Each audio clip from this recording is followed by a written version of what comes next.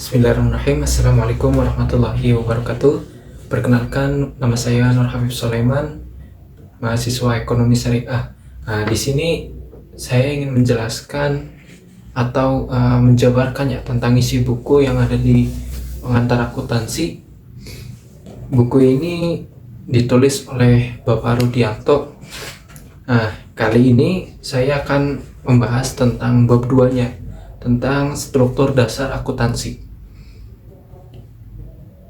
Perlu teman-teman ketahui bahwa akuntansi adalah aktivitas mengumpulkan, menganalisis, menyajikan dalam bentuk angka, mengklasifikasikan, mencatat, meringkas, dan melaporkan aktivitas atau transaksi perusahaan dalam bentuk informasi keuangan.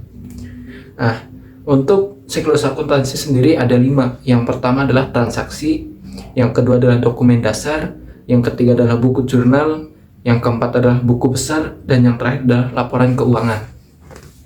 Di mana masing-masing siklus akuntansi ini memiliki pengertiannya sendiri. Apa yang dimaksud dengan transaksi? Transaksi adalah peristiwa bisnis yang dapat diukur dengan menggunakan satuan moneter dan yang menyebabkan perubahan di salah satu unsur posisi keuangan perusahaan. Yang kedua adalah dokumen dasar. Apa yang dimaksud dengan dokumen dasar? Dokumen dasar adalah berbagai formulir yang menjadi bukti telah terjadinya transaksi tertentu. Yang ketiga yaitu jurnal. Yang dimaksud di jurnal adalah buku yang digunakan untuk mencatat transaksi perusahaan secara kronologis. Sedangkan menjurnal adalah aktivitas meringkas dan mencatat transaksi perusahaan di buku jurnal dengan menggunakan urutan tertentu berdasarkan dokumen dasar yang dimiliki. Kemudian ada buku besar. Buku besar adalah kumpulan dari semua akun yang dimiliki perusahaan beserta saldonya. Kemudian kita lanjut ke pembahasan yang kedua, yaitu laporan keuangan dan unsur-unsurnya ya teman-teman. Yang pertama, laporan laba rugi atau komprehensif, yaitu laporan yang menunjukkan kemampuan perusahaan dalam menghasilkan laba selama suatu periode akuntansi atau 1 tahun. Pendapatan usaha dikurangi dengan beban usaha akan menghasilkan laba usaha. Kemudian ada pendapatan. Apa sih yang dimaksud dengan pendapatan? Pendapatan adalah kenaikan kekayaan perusahaan akibat penjualan produk perusahaan dalam rangka kegiatan usaha normal. Kemudian ada beban usaha. Beban usaha adalah pengorbanan ekonomis yang dilakukan perusahaan untuk memperoleh barang dan jasa yang akan digunakan dalam usaha normal dan bermanfaat selama suatu periode tertentu. Kemudian ada laba rugi atau usaha, yaitu selisih antara pendapatan dan total beban usaha pada periode tersebut. Tadi kan udah ada laporan laba rugi komprehensif. Sekarang yang kedua yaitu laporan perubahan ekuitas. Apa sih yang dimaksud dengan laporan perubahan ekuitas? Laporan perubahan ekuitas adalah laporan yang menunjukkan perubahan hak residu atas aset perusahaan setelah dikurangi semua kewajiban.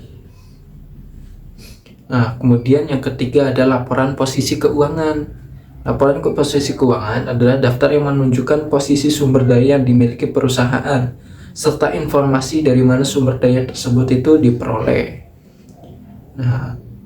Di laporan posisi keuangan itu ada aset, ada liabilitas atau kewajiban, ada ekuitas, modal saham atau laba ditahan. Kemudian kita satu persatu mengkaji apa yang dimaksud dengan aset, liabilitas, modal saham, dan laba ditahan. Yang pertama aset. Aset adalah harta kekayaan atau sumber daya yang dimiliki perusahaan pada suatu periode tertentu. Kemudian liabilitas atau kewajiban, yaitu kewajiban untuk membayar kepada pihak lain sejumlah uang atau barang atau jasa di masa depan akibat transaksi di masa lalu. Kemudian yang ketiga adalah modal saham, yaitu kontribusi pemilik pada suatu perusahaan yang berbentuk perseroan terbatas, sekaligus menunjukkan bukti kepemilikan dan hak pemilik atas perseroan terbatas tersebut. Yang terakhir yaitu laba ditahan. Yang dimaksud dengan laba ditahan adalah akumulasi atau kumpulan laba yang diperoleh perusahaan selama beberapa tahun dan tidak dibagikan kepada pemegang saham dalam bentuk dividen. Yang ketiga yaitu laporan arus kas ya teman-teman. Apa sih yang dimaksud dengan laporan arus kas? Laporan arus kas adalah laporan yang menunjukkan aliran uang yang diterima dan yang digunakan perusahaan selama satu periode akuntansi, beserta sumber-sumbernya. Nah, kemudian kita lanjut ke pengertian-pengertian dari laporan arus kas ya teman-teman. Ada aktivitas investasi, ada aktivitas pembiayaan. Nah, kemudian ada catatan atas laporan keuangan dan laporan posisi keuangan pada awal periode komparatif. Mari kita bahas satu persatu. Apa sih yang dimaksud dengan aktivitas operasi? Aktivitas operasi yaitu berbagai aktivitas yang berkaitan dengan upaya perusahaan untuk menghasilkan produk sekaligus semua yang terkait dengan upaya menjual produk tersebut. Nah, kemudian yang kedua adalah aktivitas investasi. Nah, aktivitas investasi yaitu berbagai aktivitas yang terkait dengan pembelian dan penjualan harta perusahaan yang dapat menjadi sumber pendapatan perusahaan, seperti pembelian dan penjualan gedung, tanah, mesin, kendaraan, dan lain sebagainya. Kemudian yang ketiga yaitu aktivitas pembiayaan. Aktivitas pembiayaan yaitu semua aktivitas yang berkaitan dengan upaya mendukung operasi perusahaan dengan menyediakan kebutuhan dana dari berbagai sumber beserta konsekuensinya. Sebagai contoh, penerbitan surat utang, penerbitan obligasi, penerbitan saham baru, pembayaran dividen, pelunasan utang, dan lain sebagainya. Kemudian yang kelima yaitu catatan atas laporan keuangan. Apa sih yang dimaksud dengan catatan atas laporan keuangan?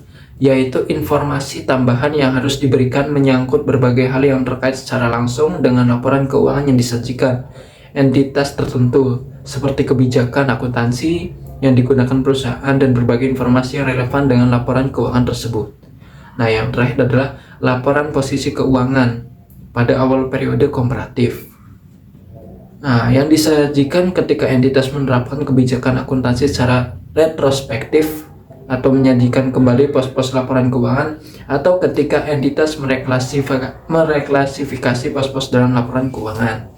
Kemudian kita lanjut ke yang terakhir, yang tujuan umum laporan keuangan. Apa sih yang dimaksud dengan tujuan umum laporan keuangan? Secara umum, tujuan laporan keuangan adalah menyediakan informasi tentang posisi keuangan, kinerja keuangan, dan laporan arus kas suatu entitas yang bermanfaat bagi sejumlah besar pengguna dalam pengambilan keputusan ekonomi, atau siapapun yang tidak dalam posisi dapat meminta laporan keuangan khusus untuk memenuhi kebutuhan informasi tertentu. Dalam memenuhi tujuannya, laporan keuangan juga menunjukkan apa yang telah dilakukan manajemen atau pertanggungjawaban manajemen atas sumber daya yang dipercayakan kepadanya. Walaupun satu badan usaha memiliki bidang usaha dan karakteristik yang berbeda satu dengan lainnya, secara umum laporan keuangan disusun dengan tujuan yang sama. Tujuan penyajian laporan keuangan oleh sebuah entitas dapat dirinci sebagai berikut. Yang pertama, untuk memberikan informasi keuangan yang dapat dipercaya mengenai sumber-sumber ekonomi dan kewajiban serta modal perusahaan. Yang kedua, untuk memberikan informasi yang dapat dipercaya mengenai perubahan sumber-sumber ekonomi perusahaan yang timbul dalam aktivitas usaha demi memperoleh laba. Yang ketiga, untuk memperoleh informasi keuangan yang membantu para pemakai laporan keuangan untuk mengestimasi potensi perusahaan dalam menghasilkan laba di masa depan. Yang keempat, untuk memberikan informasi keuangan yang membantu para pemakai laporan ketika mengestimasi potensi perusahaan dalam menghasilkan laba. Yang kelima, untuk memberikan informasi penting lainnya mengenai perubahan sumber-sumber ekonomi dan kewajiban, serta informasi tentang aktivitas pembiayaan dan investasi. Dan yang terakhir, untuk mengungkapkan sejauh mungkin informasi lain yang berhubungan dengan laporan keuangan yang relevan untuk kebutuhan pemakai laporan keuangan. Kita lanjut ke yang terakhir, yaitu kualitas laporan keuangan. Laporan keuangan yang dihasilkan oleh setiap institusi harus memenuhi beberapa standar kualitas berikut ini agar bermanfaat. Yang pertama adalah dapat dipahami. Kualitas informasi penting yang disajikan dalam laporan keuangan adalah kemudahannya untuk segera dapat dipahami oleh pengguna. Yang kedua adalah relevan. Agar bermanfaat, informasi harus relevan dengan kebutuhan pengguna untuk proses pengambilan keputusan. Yang ketiga adalah materialitas. yaitu informasi dipandang bersifat material jika kelalaian untuk mencantumkan atau kesalahan dalam mencatat informasi tersebut agar mempengaruhi keputusan ekonomi pengguna yang diambil atas dasar laporan keuangan. Nah, yang keempat adalah keandalan atau reliabilitas, yaitu informasi yang disajikan dalam laporan keuangan harus andal. Dan yang kelima adalah substansi mengungguli bentuk. Transaksi, peristiwa, dan kondisi lain dicatat serta disajikan sesuai dengan substansi dan realitas ekonomi, dan bukan hanya bentuk hukumnya. Yang keenam adalah pertimbangan yang sehat. Dan yang ketujuh adalah kelengkapan. Yang kedelapan adalah dapat dibandingkan atau komparabilitas. Yang kesembilan adalah tepat waktu. Dan yang terakhir adalah keseimbangan antara biaya dan manfaat. Nah, kemudian lanjut ke asumsi dasar. Terdapat beberapa hal yang menjadi asumsi dasar dan melandasi struktur akuntansi. Asumsi-asumsi yang menjadi anggapan dasar dalam akuntansi adalah sebagai berikut. 1. Kesatuan usaha khusus atau economic entity, yaitu suatu perusahaan dipandang sebagai unit usaha yang terpisah dengan pemiliknya. Perusahaan dianggap sebagai unit akuntansi yang terpisah dengan pemiliknya atau dengan unit usaha yang lain. Nah, kemudian adalah kontinuitas usaha atau going concern, yaitu suatu perusahaan dianggap akan hidup terus dalam jangka panjang dan tidak akan dilikuidasi di masa depan. Nah, yang ketiga adalah penggunaan unit moneter atau monetary unit. Nah, beberapa pencatatan dalam akuntansi dapat menggunakan unit fisik atau satuan yang lain. Dan yang terakhir adalah periode waktu, time period.